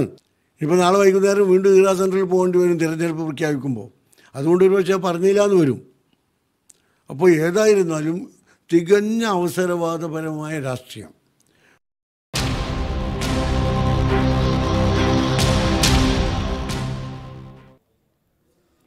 തേങ്കുറിശ്ശി ദുരഭിമാന കൊലക്കേസിൽ പ്രതികൾക്ക് ജീവപര്യന്തം തടവ്. കൊല്ലപ്പെട്ട അനീഷിന്റെ ഭാര്യ ഹരിതയുടെ അമ്മാവൻ സുരേഷ്, അച്ഛൻ പ്രഭുകുമാർ എന്നിവരെയാണ് കോടതി ശിക്ഷിച്ചത്. എന്നാൽ വിധി തൃപ്തികരമല്ലെന്നും അപ്പീൽ പോകുമെന്നും ഹരിതയും അനീഷിന്റെ കുടുംബവും വ്യക്തമാക്കി. 2020 ഡിസംബർ 25-നാണ് ക്രൂരമായ കൊലപാതകം നടന്നത്. മേൽജാതിക്കാരിയായ ഹരിതയും പിന്നോക്ക വിഭാഗക്കാരനായ അനീഷും പ്രണയിച്ച് വിവാഹം ചെയ്തതിന്റെ പകയിലാണ് ഹരിതയുടെ അമ്മാവൻ സുരേഷും അച്ഛൻ പ്രഭുകുമാറും ചേർന്ന് പൊതുസ്ഥലത്ത് വെച്ച് അനീഷിനെ ക്രൂരമായി കൊലപ്പെടുത്തിയത്. ക്രൈംബ്രാഞ്ച് അന്വേഷിച്ച കേസിൽ 75 ദിവസത്തിനുള്ളിലാണ് കുറ്റപത്രം സമർപ്പിച്ചത്. തുടർന്ന് കോടതിയിൽ നടന്ന വാദങ്ങൾക്കൊടുവിലാണ് ഇരു പ്രതികൾക്കും ജീവപര്യന്തം ശിക്ഷ വിധിച്ചത്. ഇതിനു പുറമെ 3 വർഷം അധിക തടവും 50,000 രൂപ പിഴയും കോടതി വിധിച്ചു. എന്നാൽ വിധി തൃപ്തികരമല്ലെന്ന് ഹരിതയും അനീഷിന്റെ കുടുംബവും പറയുന്നു. ഞങ്ങൾ സർക്കാർ അപ്പീലിന് പോവാനാണ്. ഭീഷണിയൊക്കെ ഉണ്ടായിരുന്നു. ആൾക്കാരുടെ അടുത്ത് എന്നെയും കൊല്ലും എന്നൊക്കെ പറഞ്ഞിട്ടുള്ള ഭീഷണിയൊക്കെ ഉണ്ടായിരുന്നു. ഞങ്ങൾക്ക് ശിക്ഷ വേണം. ഞങ്ങൾ അപ്പീലിന് പോകും. അതാണ് ഞങ്ങൾക്ക് പോരാ, തൃപ്തി ആയിട്ടില്ല. സർക്കാർ മുഖേന അപ്പീൽ പോകുമെന്നും പ്രതികൾക്ക് പരമാവധി ശിക്ഷ നൽകണമെന്നും കുടുംബം ആവശ്യപ്പെട്ടു. വിവാഹം കഴിഞ്ഞ് 90 ദിവസത്തിനുള്ളിൽ അനീഷിനെ കൊലപ്പെടുത്തുമെന്ന് ഹരിതയുടെ അച്ഛൻ ഭീഷണിപ്പെടുത്തിയിരുന്നു. വാദം നടക്കുന്നതിനിടയിലും പലരും ഹരിതയെ ഭീഷണിപ്പെടുത്തി. അതേസമയം വിധി വന്നിട്ടും പ്രതികൾക്ക് കുറ്റബോധമില്ലായിരുന്നു. മീഡിയ1, പാലക്കാട്. വയനാട്ടിലെത്തിയ UDF സ്ഥാനാർത്ഥി പ്രിയങ്ക ഗാന്ധിയുടെ ആദ്യ പൊതുസമ്മേളനം മീനങ്ങാടിയിലേക്കാണ്. അവിടെ പ്രിയങ്ക ഗാന്ധി അനുയായികൾക്കൊപ്പം ഒരു റോഡ് ഷോ തന്നെ നടത്തുകയാണ്. ഒരുപാട് ആളുകൾ ഈ റോഡ് ഷോയെ അനുഗമിക്കുന്നുണ്ട്. പ്രിയങ്ക ഗാന്ധിക്ക് ആശംസ അർപ്പിക്കാനും അഭിവാദ്യം അർപ്പിക്കാനുമായി നിരവധി ആളുകൾ ഇതിനൊപ്പം തന്നെ ചേർന്ന ദൃശ്യങ്ങളിൽ നിന്ന് തന്നെ കാണാം. പ്രിയങ്ക വാഹനത്തിലിരുന്ന് കൈവീശിക്കൊണ്ട് മുന്നോട്ട് പോകുന്നു. ഇനി മീനങ്ങാടിയിലാണ് പ്രിയങ്ക ഗാന്ധിയുടെ ആദ്യ പൊതുസമ്മേളനം വയനാട്ടിൽ ഇത് നടക്കുന്നത്. ഇന്നും നാളെയും പ്രിയങ്ക ഗാന്ധി വയനാട്ടിലുണ്ടാകും. 7 നിയമസഭാ മണ്ഡലങ്ങളിലും പ്രിയങ്ക ഗാന്ധി എത്തിക്കൊണ്ട് തന്നെ അവിടെയെല്ലാം പ്രചാരണത്തിന് നേതൃത്വം നൽകുമെന്നുള്ള വിവരങ്ങൾ കൂടിയാണ് അവിടെ നിന്ന് നമുക്ക് ലഭിക്കുന്നത്. അവിടെ ഇപ്പോൾ റോഡ് ഷോ തുടരുകയാണ്.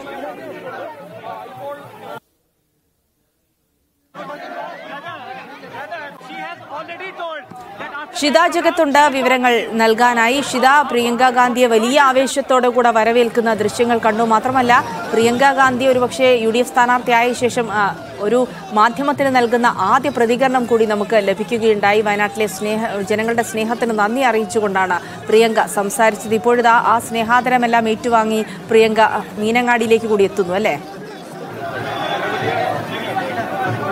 തീർച്ചയായും ജിൽസി, പ്രിയങ്ക ഗാന്ധി വയനാട്ടിലെ ജനങ്ങളുടെ സ്നേഹം ഏറ്റുവാങ്ങിക്കൊണ്ടാണ് മീനങ്ങാടിയിൽ സുൽത്താൻ ബത്തേരിയിൽ എത്തപ്പോൾ മുതൽ അവരെ സ്നേഹം കൊണ്ട് മൂടുകയാണ് ഇവിടെയുള്ള ആളുകൾ. അവർ ഇപ്പോൾ മീനങ്ങാടിയിലെ ആദ്യത്തെ കോർണർ യോഗ സ്ഥലത്തേക്ക് എത്തുകയാണ്. വലിയ രീതിയിലുള്ള ഒരു പ്രത്യേകിച്ച് അവർ കടന്നു പോകുന്ന വഴികളിലെല്ലാം തന്നെ സ്ത്രീകൾ ഉൾപ്പെടെയുള്ള ആളുകൾ വലിയൊരു ജനാവലിയെ നമുക്ക് കാണാൻ കഴിയുന്നുണ്ട്. പല സ്ഥലങ്ങളിലും നിർത്തിക്കൊണ്ടാണ് അവർ കടന്നു പോവുകയും ചെയ്യുന്നത്. ഇപ്പോൾ നമ്മൾ നേരത്തെ ഇവിടെ വന്നിറങ്ങിയപ്പോൾ അവരോട് സംസാരിക്കാൻ ചോദിച്ചപ്പോൾ ഇപ്പോൾ നേരത്തെ നിങ്ങൾക്ക് പ്രതികരണം തന്നിട്ടുണ്ട്, എല്ലാവർക്കും പ്രതികരണം തന്നതാണ്, ഈ മീറ്റിംഗിന് ശേഷം സംസാരിക്കാമെന്നാണ് പറഞ്ഞിരിക്കുന്നത്. ഇപ്പോൾ നമുക്ക് കാണാം ഈ വാഹനത്തിൽ മുകളിലും എല്ലായിടത്തുമുള്ള ആളുകളെ കൈ ഉയർത്തി കാണിച്ചുകൊണ്ട് പ്രിയങ്ക ഗാന്ധി അവരെല്ലാം തന്നെ ഇവിടെ വന്നിരിക്കുന്ന ആളുകളെല്ലാം തന്നെ അഭിവാദ്യം ചെയ്തുകൊണ്ട് വേദിക്ക് അടുത്തേക്ക് എത്തുകയാണ്. ഇവിടെയാണ് വേദി ഉള്ളത്, ഇവിടെയാണ് കോർണർ യോഗം നടക്കുന്നത്. അവിടേക്ക് പ്രിയങ്ക ഗാന്ധി എത്തുന്ന ദൃശ്യങ്ങളാണ് നമ്മളിപ്പോൾ കാണുന്നത്. ഇതിനുശേഷം ഇവിടെ വന്നതിന് ശേഷം പരിപാടിയിൽ പങ്കെടുക്കുമെന്നാണ് അറിയിച്ചിട്ടുള്ളത്. ആ പരിപാടിയിൽ WM കോളേജിലെ പരിപാടിയിൽ പങ്കെടുത്തതിന് ശേഷം അടുത്ത പരിപാടിയിലേക്ക് നീങ്ങും. ഇപ്പോൾ അവർ ആദ്യത്തെ കോർണർ യോഗം നടക്കുന്ന ആദ്യ സ്ഥലത്തേക്ക് എത്തിയിട്ടുണ്ട്. വരുന്ന വഴികളിലെല്ലാം തന്നെ ആളുകൾ അവരെ കാണാൻ വേണ്ടി കാത്തിരിക്കുന്നുണ്ട്. കാരണം ഇന്ദിരാഗാന്ധിയുടെ കൊച്ചുമകൾ അവർക്ക് വലിയ രീതിയിലുള്ള ആളുകൾ അത്രയേറെ വാത്സല്യമൊക്കെ ഉള്ള ഒരാൾ കൂടിയാണ്. ഇപ്പോൾ ഇവിടെ യോഗസ്ഥലത്ത് ബസ്സുകളിലുള്ള ബസ്സിലെത്തിയിരിക്കുന്ന ആളുകളെ നമ്മൾ കാണുന്നത്. ആളുകളോട് സ്വർണം നേടിയ വിനേഷ് ഫോഗട്ടടക്കം ജന്തർ സമരം നടത്തിയപ്പോൾ പ്രതിഷേധ സമരങ്ങൾ രൂപപ്പെട്ട എല്ലാ ഘട്ടങ്ങളിലും പ്രതിഷേധത്തിന്റെ സമരാജ്ഞി തീർത്ത നമ്മുടെ എല്ലാം പ്രിയപ്പെട്ട പ്രിയങ്ക ഗാന്ധി മീനങ്ങാടിയിൽ എത്തിച്ചേർന്നിരിക്കുകയാണ്. മീനങ്ങാടി നൽകുന്ന ആവേശോജ്വലമായ സ്വീകരണത്തിന്റെ ഭാഗമാകാൻ ഇന്ത്യൻ ജനാധിപത്യത്തിന്റെ ശ്രീകോവിലേക്ക് തന്റെ കനി തെരഞ്ഞെടുപ്പിൽ തന്നെ കൈപ്പത്തി അടയാളത്തിൽ വോട്ട് രേഖപ്പെടുത്തി വിജയിപ്പിക്കണമേ എന്ന് അഭ്യർത്ഥിച്ചുകൊണ്ട് ശ്രീമതി പ്രിയങ്ക ഗാന്ധി തെരഞ്ഞെടുപ്പിൽ അവിടെ വിമാനം ഇറങ്ങി ഹെലികോപ്റ്റർ ഇറങ്ങിയതിനു ശേഷം എത്രയോ നേരത്തെ എത്തേണ്ടതായിരുന്നു. പക്ഷേ എല്ലായിടത്തും അവരെ കാത്തിരിക്കുന്ന ആളുകൾക്കിടയിലേക്ക്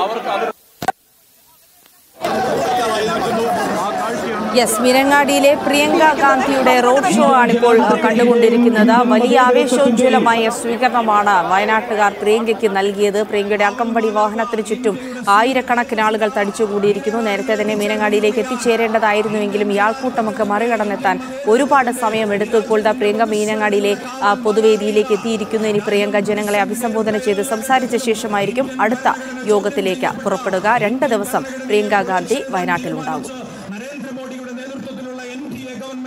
രംഗപ്രവേശം നടത്തിയപ്പോ അത്തരം എല്ലാ ഘട്ടങ്ങളിലും അതിന്റെ കാവൽ മാലാകയായി നിന്നുകൊണ്ട് പോരാട്ടത്തിന്റെ സമരമുഖങ്ങളിലെ ജ്വലിക്കുന്ന സൂര്യനക്ഷത്രം ശ്രീമതി പ്രിയങ്ക ഗാന്ധി മീനങ്ങാടിയിൽ എത്തിച്ചേർന്നിരിക്കുന്നു. ഹലോ, അതെ മുസ്താഖ. എന്തായാലും പ്രിയങ്ക ഗാന്ധി മീനങ്ങാടിയിലെ പൊതുവേദിയിലേക്ക് എത്തിച്ചേർന്നിരിക്കുന്നുണ്ട്. പ്രിയങ്കയുടെ വയനാട്ടിലെ ആദ്യ പൊതുസമ്മേളനം മീനങ്ങാടിയിലാണ് സംഘടിപ്പിച്ചിരിക്കുന്നത്. ഹെലികോപ്റ്റർ ഇറങ്ങി പ്രിയങ്ക ഇങ്ങോട്ടേക്ക് എത്താൻ തന്നെ മണിക്കൂറുകളെടുത്തു. വഴിയിലുടനീളം കാത്തിരുന്ന ആളുകളുടെ സ്നേഹാദരം ഏറ്റുവാങ്ങിക്കൊണ്ട് ഒപ്പം തന്നെ പ്രിയങ്കയുടെ ആദ്യ പ്രതികരണം കൂടെ MediaOne ലഭിക്കുകയുണ്ടായി. വയനാട്ടിലെ ജനങ്ങളുടെ സ്നേഹത്തിന് നന്ദി പറഞ്ഞുകൊണ്ടാണ് പ്രിയങ്ക പറഞ്ഞത്. ഒപ്പം തന്നെ കാർഷിക പ്രശ്നങ്ങൾ, അതുപോലെ തന്നെ വന്യജീവി പ്രശ്നങ്ങളടക്കമുള്ള കാര്യങ്ങൾ, വയനാടിനെ വലയ്ക്കുന്ന കാര്യങ്ങളൊക്കെ പാർലമെന്റിൽ ഉയർത്തുമെന്നുള്ള ഉറപ്പുകൂടി പ്രിയങ്ക ഗാന്ധി വോട്ടർമാർക്ക് നൽകുകയാണ്. എന്തായാലും മണ്ഡലത്തിലുടനീളം ജനങ്ങളുടെ സ്നേഹ വായ്പകൾ ഏറ്റുവാങ്ങിക്കൊണ്ടാണ് പ്രിയങ്ക മീനങ്ങാടിയിലെ ആദ്യ പൊതുസമ്മേളനത്തിലേക്ക് എത്തിയിരിക്കുന്നത്. KPCC പ്രതിപക്ഷ നേതാവ് വി ഡി സതീശൻ അടക്കമുള്ള ആളുകൾ ഇപ്പോൾ നമുക്ക് പൊതുവേദിയിൽ തന്നെ കാണാം. മീനങ്ങാടിയിൽ ജനങ്ങളെ അഭിസംബോധന ചെയ്ത് സംസാരിച്ച ശേഷമായിരിക്കും പ്രിയങ്ക അടുത്ത യോഗത്തിലേക്ക് പോകുക. 7 നിയമസഭാ മണ്ഡലങ്ങളിലേക്കും പ്രിയങ്ക ഈ 2 ദിവസം കൊണ്ട് എത്തിച്ചേരുമെന്നുള്ളതാണ്. നാളെ മലപ്പുറം, കോഴിക്കോട് ജില്ലകളിലെ മണ്ഡലങ്ങളിലേക്കൊക്കെ പര്യടനം നടത്തും. അങ്ങനെ വളരെ തിരക്കിട്ട പ്രചാരണ പരിപാടികളാണ് ഈ 2 ദിവസത്തിനിടെ പ്രിയങ്ക ഗാന്ധിക്ക് വയനാട്ടിലുള്ളത്. എന്തായാലും ഈ നേരം, അതായത് ആളുകളെ കണ്ടുകൊണ്ട് അവരോട് സംസാരിച്ചു കൊണ്ട് പോകുന്നത് കൊണ്ട് തന്നെ പല പരിപാടികളും കൃത്യസമയത്ത് നടക്കാത്ത ഒരു സ്ഥിതി കൂടിയുണ്ട്. ഷെഡ്യൂൾ ചെയ്ത പരിപാടികളൊക്കെ കുറച്ച് വൈകി നടക്കുന്നുണ്ട്. കാരണം അത്രയും ആളുകളാണ് പ്രിയങ്ക ഗാന്ധിയെ കാണാനും അവർക്ക് ആശംസ അർപ്പിക്കാനും ഒക്കെ എത്തുന്നത്. മാത്രമല്ല അവരുടെ സ്നേഹ സമ്മാനങ്ങളൊക്കെ നൽകുന്ന ദൃശ്യങ്ങൾ കൂടി കണ്ടു. നമ്മൾ നേരത്തെ അവരുടെ വീട്ടിലുണ്ടായ പഴവർഗ്ഗങ്ങളൊക്കെ ഇവർക്ക് പ്രിയങ്കയ്ക്ക് നൽകി സമ്മാനിച്ചുകൊണ്ടാണ് ആളുകൾ അവരുടെ ഒരു സ്നേഹം പ്രകടമാക്കുന്നത്. ഇതൊക്കെ തന്നെ ആഴത്തിൽ സ്പർശിച്ചു എന്നുള്ള കാര്യം കൂടിയാണ് പ്രിയങ്ക പറഞ്ഞത്. വയനാട്ടിലെത്തിയ പ്രിയങ്ക ഗാന്ധി മീനങ്ങാടിയിലെ പൊതുസമ്മേളന വേദിയിലേക്ക് റോഡ് ഷോയായി എത്തിച്ചേർന്നിരിക്കുന്നു. പ്രിയങ്ക ഗാന്ധിക്ക് ആവേശോജ്വലമായ സ്വീകരണമാണ് വയനാട്ടിലുള്ള ആളുകൾ നൽകിയത്. അവരുടെ സ്നേഹത്തിൽ അതീവ സന്തോഷമുണ്ടെന്നും ജനങ്ങളെ സേവിക്കുകയാണ് തന്റെ ലക്ഷ്യമെന്നും പ്രിയങ്ക ഗാന്ധി MediaOneനോട് പറഞ്ഞു. മാത്രമല്ല ഭൂരിപക്ഷം ഉയർത്തുന്ന കാര്യത്തിലൊന്നും തനിക്ക് വേവലാതിയില്ല. തന്റെ ലക്ഷ്യം ജനസേവനമാണ്. വയനാടിന്റെ പ്രശ്നങ്ങളെ പാർലമെന്റിൽ എത്തിക്കുക എന്നുള്ളതാണ് തന്റെ കടമയെന്ന് കൂടെ പ്രിയങ്ക ഗാന്ധി പറഞ്ഞു വെക്കുന്നു. പ്രിയങ്ക ഗാന്ധി സംസാരിക്കാൻ കൂടെ തുടങ്ങുകയാണ്. Sisters and brothers, all my colleagues present on stage, Shri K.C. Venugopal ji, Shri Chennitala ji, and all my Kerala colleagues over here, and all my colleagues from Wayanad as well. I welcome all of you to this meeting, and I want to say how grateful I am for the immense love that all of you are giving me. എന്റെ ഏറ്റവും സ്നേഹമുള്ള സഹോദരന്മാരെ, Shri KC Venugopalji, Ramesh ചെന്നിത്തലജി, അതുപോലെ വേദിയിലുള്ള എന്റെ സഹപ്രവർത്തകരെ, വയനാട്ടിലുള്ള എന്റെ സഹപ്രവർത്തകരെ, നിങ്ങളോട് ഞാൻ പറയാൻ ആഗ്രഹിക്കുന്നു, നിങ്ങൾ എനിക്ക് നൽകുന്ന ഇത്രയും വലിയ സ്നേഹത്തിന് ഞാൻ എത്രമാത്രം നിങ്ങളോട് കടപ്പെട്ടിരിക്കുന്നു എന്ന് പറയാൻ ഞാൻ ആഗ്രഹിക്കുന്നു. A few days ago I came to Wayanad to file my nomination papers to become the UDF candidate from Wayanad. കുറച്ച് ദിവസങ്ങൾക്ക് മുമ്പ് ഞാൻ വയനാട്ടിൽ എന്റെ നാമനിർദ്ദേശ പത്രിക സമർപ്പിക്കാൻ, ഐക്യ ജനാധിപത്യ മുന്നണിയുടെ വയനാട്ടിലെ സ്ഥാനാർത്ഥിയാകാൻ വേണ്ട നാമനിർദ്ദേശ പത്രിക സമർപ്പിക്കാൻ വേണ്ടി ഞാൻ വയനാട്ടിൽ വന്നു. I was arriving in my hotel at around 8 o'clock at night when on this road I saw 3 or 4 people standing, so I stopped and started speaking to them. അന്ന് നാമനിർദ്ദേശ പത്രിക കൊടുക്കാൻ വന്നപ്പോൾ തലേ ദിവസം രാത്രിയില് ഞാൻ ഹോട്ടലിലേക്ക് വരുന്ന വഴിയില് രാത്രിയായിരുന്നു. ആ സമയത്തുള്ള റോഡിൽ 3-4 പേരുണ്ടായിരുന്നു. അവർ നിന്നപ്പോൾ ഞാൻ അവിടെ നിർത്തി. അവരെന്തോ സംസാരിക്കായിരുന്നു, ഞാൻ അവിടെ നിർത്തി. One of them was from the army. അതിൽ ഒരാൾ ആർമിയിൽ നിന്നുള്ള ആളായിരുന്നു. And he spoke Hindi also, so he explained to me that he had traveled all around the country with his job in the army. അദ്ദേഹത്തിന് ഹിന്ദി സംസാരിക്കാൻ അറിയാവുന്ന ഒരാളുണ്ടായിരുന്നു. അദ്ദേഹം എന്നോട് പറയായിരുന്നു, ആർമിയിലായിരുന്ന സമയത്ത് അദ്ദേഹം രാജ്യം മുഴുവൻ സഞ്ചരിച്ച കാര്യം എന്നോട് പറയുകയായിരുന്നു. And he said that my mother wants to meet you. അദ്ദേഹം എന്നോട് പറഞ്ഞു, എന്റെ അമ്മയ്ക്ക് എന്നെ കാണണം എന്ന് അദ്ദേഹം എന്നോട് പറഞ്ഞു. But he said she couldn't walk up to here because she has a problem with her leg. പക്ഷെ അദ്ദേഹം പറഞ്ഞു, റോഡിൽ വരെ പ്രിയങ്കജിയെ കാണാൻ വേണ്ടിയിട്ട് റോഡിൽ വരെ വരാൻ അമ്മയ്ക്ക് പറ്റില്ല, കാരണം അമ്മയുടെ കാലിൽ എന്തോ പ്രശ്നമുണ്ടായിരുന്നു, നടക്കാൻ പറ്റില്ല. So I said, take me to your house. And I walked with him towards his house. അപ്പൊ ഞാൻ അദ്ദേഹത്തോട് പറഞ്ഞു, അപ്പൊ ശരി, എന്നാ ഞാൻ നിങ്ങളുടെ വീട്ടിലേക്ക് വരാം, എന്നെ നിങ്ങളുടെ വീട്ടിലേക്ക് കൊണ്ടുപോകും. ഞാൻ അദ്ദേഹത്തിന്റെ കൂടെ അവരുടെ വീട്ടിലേക്ക് നടന്നുപോയി. When I reached his house, it was already dark. And in the veranda of his house, I saw his mother. She was wearing a white long dress. She was waiting. And when she saw me, she had never seen me before. But when she saw me, she hugged me and held me as if I was her child. അത് മാത്രമല്ല, ഞാൻ ആ വീട്ടിലേക്ക് നടന്നു പോയപ്പോ രാത്രിയായിരുന്നു. ആ സമയത്ത് വരാന്തയില് ഞാൻ അദ്ദേഹത്തിന്റെ അമ്മയെ കണ്ടു. വെള്ള ഡ്രസ്സിലിരിക്കുന്ന അമ്മയായിരുന്നു. ആ അമ്മ എന്നെ ആദ്യമായിട്ട് കാണുകയാണ്. മുമ്പ് അമ്മ എന്നെ കണ്ടിട്ടേയില്ല. പക്ഷെ എന്നെ കണ്ടപ്പോ സ്വന്തം മകളെ പോലെ എന്നെ ആലിംഗനം ചെയ്ത് ആ അമ്മ ചേർത്ത് പിടിക്കുകയായിരുന്നു വയനാട്ടിൽ. And I can truthfully tell you, I did not feel any difference in the way she held me and the way my mother holds me. ഞാൻ നിങ്ങളോട് സത്യസന്ധമായിട്ട് പറയട്ടെ, ആ അമ്മ എങ്ങനെ എന്നെ ആലിംഗനം ചെയ്ത് ചേർത്ത് പിടിച്ചപ്പോ എന്റെ അമ്മ എന്നെ ആലിംഗനം ചെയ്യുന്നതും ആ അമ്മ എന്നെ ആലിംഗനം ചെയ്തതും തമ്മിൽ ഒരു വ്യത്യാസവും എനിക്ക് തോന്നിയില്ല എന്ന് ഞാൻ നിങ്ങളോട് പറയുകയാണ്. She held my hand and took me in her home. She made me sit down and she put her rosary in my hand. അത് മാത്രമല്ല, ആ അമ്മ എന്റെ കയ്യിൽ പിടിച്ചു, എന്റെ വീട്ടിൽ കൊണ്ടുപോയി അവിടെ ഇരുത്തി. അത് മാത്രമല്ല, ആ അമ്മയുടെ കയ്യിലുണ്ടായിരുന്ന കൊന്ത എന്റെ കയ്യിൽ വെച്ച് തന്നു. Her name is Frisia and she told me, this rosary you give to your mother.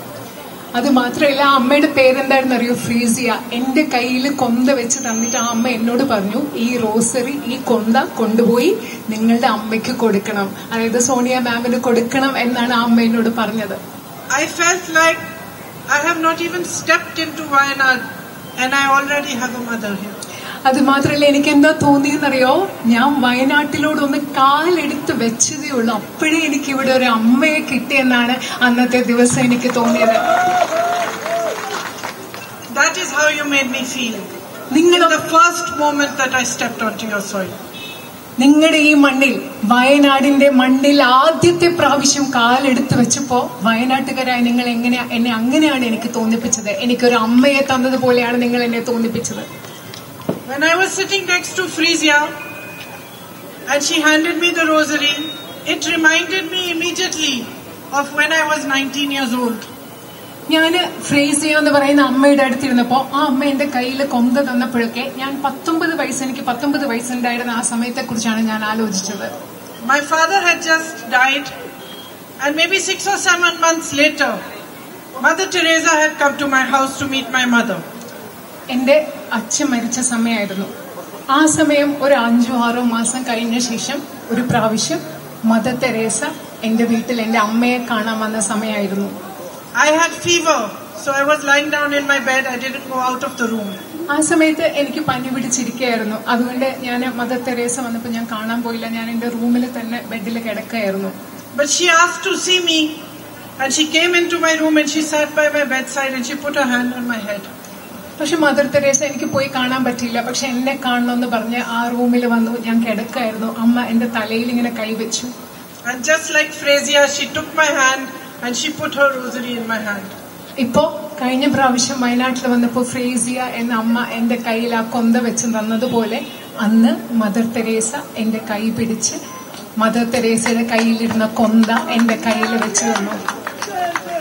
And I think she saw that I was suffering because my father had died and I was troubled.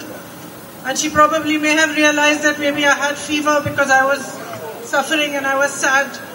ആ സമയം എന്റെ അച്ഛൻ മരിച്ചു കഴിഞ്ഞ സമയമായിരുന്നു. അന്ന് mother തെരേസയ്ക്ക് മനസ്സിലായിട്ടുണ്ടാവും ഞാൻ വലിയ ബുദ്ധിമുട്ടിലൂടെ കടന്നു പോവുകയാണ്, ഞാൻ വിഷമിച്ചിരിക്കുകയാണ്, ഞാൻ കഷ്ടപ്പാടിലൂടെ കടന്നു പോവുകയാണ്, അതുകൊണ്ടാണ് എനിക്ക് പനി പിടിച്ചതെന്നൊക്കെ മനസ്സിലാക്കിയിട്ടാവും ഒരുപക്ഷെ ആ കൊന്ത എന്റെ കയ്യിൽ വെച്ച് തന്നത്.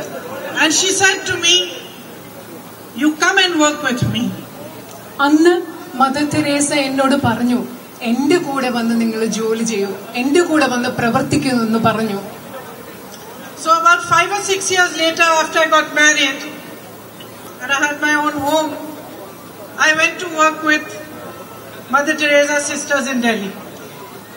വിവാഹം കഴിഞ്ഞ് 5-6 വർഷങ്ങൾക്ക് ശേഷം എന്റെ വിവാഹം കഴിഞ്ഞ് എനിക്ക് സ്വന്തം കുടുംബമൊക്കെ ആയ ശേഷം മദർ തെരേസയുടെ സിസ്റ്റേഴ്സ് ഓഫ് ചാരിറ്റിയുടെ ഒപ്പം പ്രവർത്തിക്കാൻ വേണ്ടി ഞാൻ ഡൽഹിയിൽ പോയി. So I started, my job was to teach the little children there some English and some Hindi. എന്റെ ആദ്യത്തെ അവിടുത്തെ തൊഴിൽ മദർ തെരേസയുടെ സന്യാസ സമൂഹത്തോട് ചേർന്ന് പ്രവർത്തിക്കുമ്പോൾ അവിടെയുള്ള കൊച്ചു കുട്ടികളെ ഇംഗ്ലീഷ് പഠിപ്പിക്കുക, ഹിന്ദി പഠിക്കുക എന്നൊക്കെയുള്ള ജോലി ചെയ്താണ് ഞാൻ അവിടെ തുടങ്ങിയത്. This is the first time that I'm talking about this in public, but it has a context. ഞാൻ ജീവിതത്തിൽ ആദ്യമായിട്ടാണ് ഒരു പൊതുവേദിയിൽ ഇത്തരം കാര്യങ്ങളെക്കുറിച്ച് ഈ കാര്യങ്ങളൊക്കെ പറയുന്നത്. പക്ഷെ ഇന്ന് നിങ്ങളോട് അത് പറയാൻ ഒരു സാഹചര്യമുണ്ട്. So my job was to teach the children, but on Tuesdays we also cleaned the bathrooms. We washed and mopped the floors. I helped to cook the food sometimes. Sometimes we taught them how to paint. Sometimes we took them for outings. കുട്ടികളെ പഠിപ്പിക്കുകയായിരുന്നു എന്റെ ജോലി. പക്ഷെ ചില ദിവസങ്ങളിൽ എനിക്ക് പാചകം ചെയ്യേണ്ടി വരും. ചൊവ്വാഴ്ച ദിവസങ്ങളിൽ പാചകം ചെയ്യണം, അവിടെയൊക്കെ വൃത്തിയാക്കേണ്ടി വരും. കുട്ടികളെ ചിലപ്പോൾ പെയിന്റ് ചെയ്യാൻ പഠിപ്പിക്കേണ്ടി വരും, ചിലപ്പോൾ ഈ കുട്ടികളെ കൊണ്ട് പുറത്തു പോകേണ്ടി വരും. ഇതൊക്കെയാണ് അവിടെ ചെയ്തിരുന്നത്. And by working with them, I began to understand their suffering and their pain and what service means. അവരോടൊപ്പം പ്രവർത്തിക്കുമ്പോൾ, മദർ തെരേസയുടെ സന്യാസ സമൂഹത്തോടൊപ്പം പ്രവർത്തിക്കുമ്പോൾ എനിക്ക് മനസ്സിലായി കഷ്ടപ്പാട് എന്താണ്, ദുഃഖം എന്താണ് എന്ന് മനസ്സിലായി. അതുപോലെ സേവനം എന്താണ് എന്ന് എനിക്ക് ആ സമയത്ത് മനസ്സിലായി. And how a community can support those who have less, those who are suffering, those who are in trouble. അതുപോലെ അന്ന് എനിക്ക് മനസ്സിലായി എങ്ങനെയാണ് ഒരു സമൂഹത്തിന് ഒരുമിച്ച് ചേർന്ന് നിന്നുകൊണ്ട് കഷ്ടപ്പെടുന്നവരെ, നമ്മളെക്കാൾ കുറച്ചുള്ളവരെ, ബുദ്ധിമുട്ടുള്ളവരെ എങ്ങനെയാണ് സഹായിക്കാൻ പറ്റുക എന്ന് എനിക്ക് മനസ്സിലായി. When I came here with my brother after the terrible landslide, കഴിഞ്ഞ പ്രാവശ്യം ചൂരൽമലയിലെ ഏറ്റവും വലിയ അവിടുത്തെ ഉണ്ടായ ബുദ്ധിമുട്ടിന് ശേഷം, അവിടുത്തെ മണ്ണിടിച്ചിലിന് ശേഷം ഇവിടെ വന്നപ്പോ, എന്റെ സഹോദരന്റെ കൂടി വന്നപ്പോ അതെനിക്ക് മനസ്സിലായി. I immediately recognized the way the community came together to help people. ഇവിടെ വന്നപ്പോ എനിക്ക് പെട്ടെന്ന് മനസ്സിലായി എങ്ങനെയാണ് വയനാട്ടിലെ ഒരു സമൂഹം മുഴുവൻ ബുദ്ധിമുട്ട് അനുഭവിക്കുന്ന ജനങ്ങളെ സഹായിക്കാൻ വേണ്ടി ഒരുമിച്ച് വന്നതെന്ന്. I saw that each one of you, no matter what religion you were from, no matter what your profession was, each one of you did whatever you could to help the other. നിങ്ങൾ ഓരോരുത്തരും നിങ്ങളുടെ മതം എന്തായിക്കൊള്ളട്ടെ, നിങ്ങളുടെ തൊഴിൽ എന്തായിക്കൊള്ളട്ടെ, ആ സാഹചര്യത്തിൽ ബുദ്ധിമുട്ട് വന്നവരെ കഷ്ടപ്പെടാൻ നിങ്ങൾ ആവുന്നത് നിങ്ങൾ ഓരോരുത്തരും ചെയ്തതാണ് എനിക്ക് കാണാൻ സാധിച്ചത്. Many times in situations like this where there are disasters, you also see human greed. You see people trying to be greedy or taking more away from those who are suffering. I never saw that over here. നിങ്ങൾക്കറിയാം, ഇതുപോലെയുള്ള പ്രകൃതിക്ഷോഭങ്ങൾ ഉണ്ടാകുമ്പോൾ പലയിടത്തും മനുഷ്യരുടെ അത്യാഗ്രഹം നമ്മൾ കാണാറുണ്ട്. മനുഷ്യർ പലതും മറ്റുള്ളവർക്ക് ആവശ്യമുള്ള കാര്യങ്ങൾ എടുത്തു പോകുന്നത് കാണാനുണ്ട്. പക്ഷേ ഞാനത് ഒരിക്കലും മനുഷ്യൻ അത്യാഗ്രഹത്തോടെ പെരുമാറുന്നത് ഞാൻ വയനാട്ടിൽ കണ്ടില്ല. Even the youngest of children who had lost their entire families had a lot of dignity. They talked to us, they spoke to us with dignity, with a certain inner pride, which made me proud of them. നിങ്ങൾക്കറിയാം, അത് മാത്രമല്ല, ഏറ്റവും ചെറിയ കുട്ടികൾ പോലും, ജീവിതത്തിൽ എല്ലാവരെയും നഷ്ടപ്പെട്ട ചെറിയ കുട്ടികൾ പോലും ഞങ്ങളോട് സംസാരിച്ചത് അന്തസ്സോടുകൂടിയാണ്. അവരുടെ ഉള്ളിൽ ആത്മാഭിമാനത്തോടു കൂടിയാണ് ഞങ്ങളോട് അവർ സംസാരിച്ചത്. അത് കണ്ടപ്പോൾ എനിക്ക് അവരെ കുറിച്ച് വളരെയധികം അഭിമാനം തോന്നി. You are a courageous people. It's in your history. You fought against the British.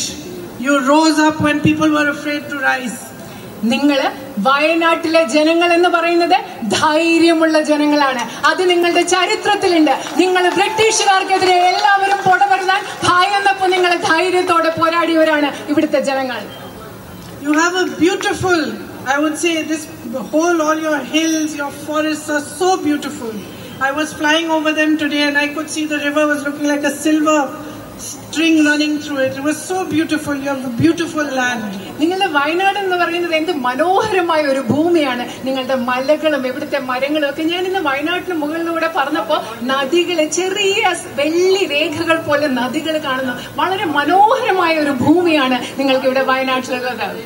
A rich history, the Arakal caves, and a history of harmony amongst people, where everyone from every religion lives in harmony and peace together. നിങ്ങൾക്ക് വളരെ സമ്പന്നമായ ഒരു ചരിത്രമുണ്ട്. ഇടയ്ക്കൽ ഗുഹകളൊക്കെ ചേർന്നിട്ടുള്ള സമ്പന്നമായ ഒരു ചരിത്രം. അത് മാത്രമല്ല, എല്ലാ മതങ്ങളിൽപ്പെട്ട ആളുകളും സൗഹാർദ്ദത്തോടുകൂടി ജീവിക്കുന്ന ഒത്തൊരുമയുടെ ഒരു പാരമ്പര്യവും ചരിത്രവും കൂടി വയനാട്ടിനുണ്ട്.